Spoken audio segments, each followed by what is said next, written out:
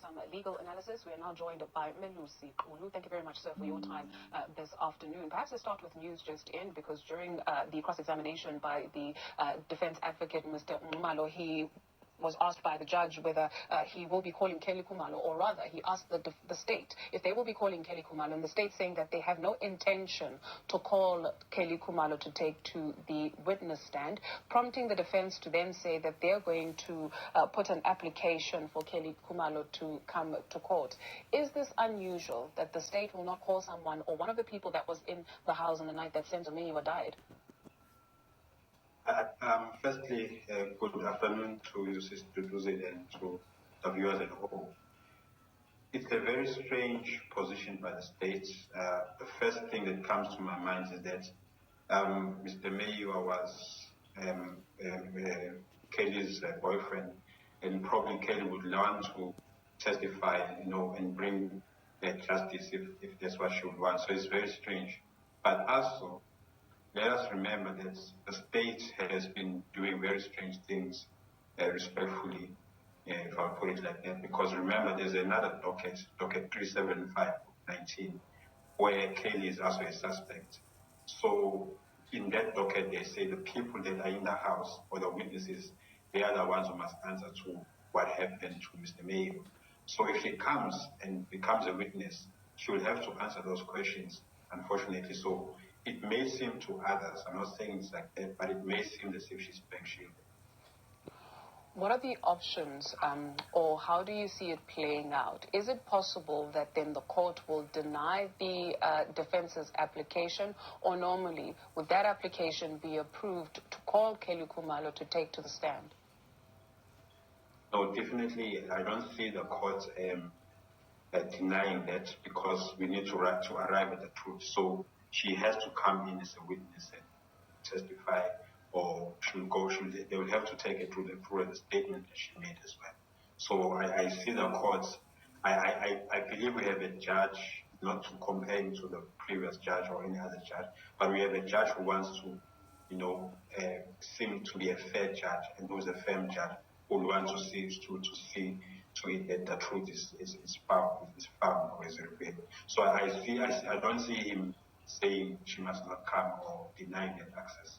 Okay, let's take a look at the judge. As you mentioned, he is seen to be taking quite a hard line and wanting for the process to go on quite quickly. So when we speak of the judge himself, last week he ended off proceedings with some could interpret it as him cross-examining the defense, if you will, asking them essentially, what is this case about? What did you read into that moment, or in that moment?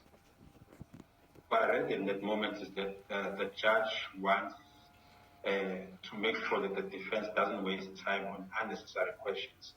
For instance, he was saying probably they should put it to the witness that there were no intruders in their house. Now remember, very interesting, although the case has started de novo or started afresh, in the beginning of the previous trial, the two legal representatives of the accused, namely accused 1 to 4, they did put it to the witnesses that this was a fabrication, there was no robbery. So I think the judge wanted something like that from the defense, to be put clear to the witness that this is a fabricated robbery. Then in comes the docket 375/19. Does that prejudice the witness? Does that give the defense an upper hand? I think I want to be very careful when I'm saying this. I think it was an unfortunate situation where, the judge had to, kind of nudge, the defense to a certain position, because they should know how to process the mind. But we are seeing today that Advocate Khumalo did say, my Lord, I have not finished with cross-examination. So we are seeing his stance today. Advocate Khumalo is pushing and trying to show that whatever Zandile has said is not the truth. And today we learned that one will come, but that will be interesting to see if she will definitely not come or not. But I think he's doing a great job. Does that also not prejudice the defense? Because now you have a judge that is, from the outside looking in, sort of telling you what he wants to hear so that he can come to a conclusion. Is that a fair assessment? I I'm just saying it's an unfortunate situation. Yes, maybe. I think the judge, what is important, the judge doesn't want to waste time. He wants you to know your job, to know what needs to be done, and to ask the right questions. So in a way, I think it's assisting the proceedings to be, more precise and more faster. What role does the attitude of a witness play in a judge making up his mind? We heard Zandile Khumalo lashing out at Advocate Khumalo, going as far as saying, well, I'm not your wife, don't talk to me like that. She says that she feels intimidated. Her attitude throughout the cross-examination by the four defense counsel so far, what role will it play in a decision being made about the kind of witness that she is?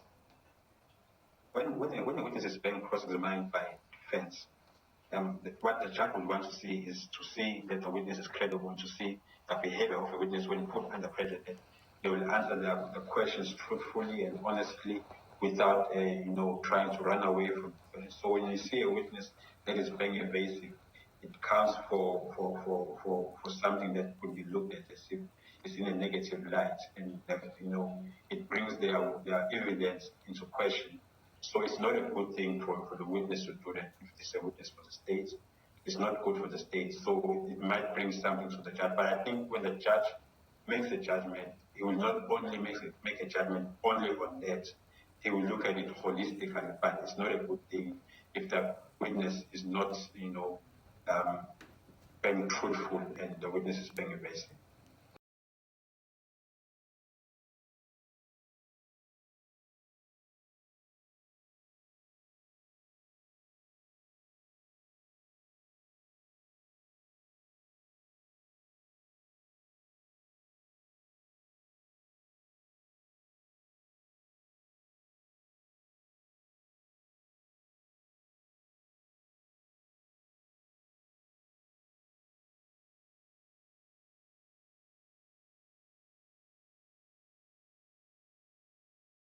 This whole case is strange, and I'm sure, not even sure, but I know it's totally disheartening and draining to Meyiwa family and to South Africa at large, and to everyone who really wants to see justice for SENZOS life. Edit again, members of the Court of Public Opinion, hello and welcome back to my YouTube channel. Thank you so much for your support, and remember to like, subscribe and comment. And with regard to the judge, we've been saying a whole lot of strange things happened, and the judge allowed those things to happen under his watch. Said indeed, I mean, for the years that he has, the experience that he has, and to allow this mediocrity to take place under his watch, history will definitely judge him.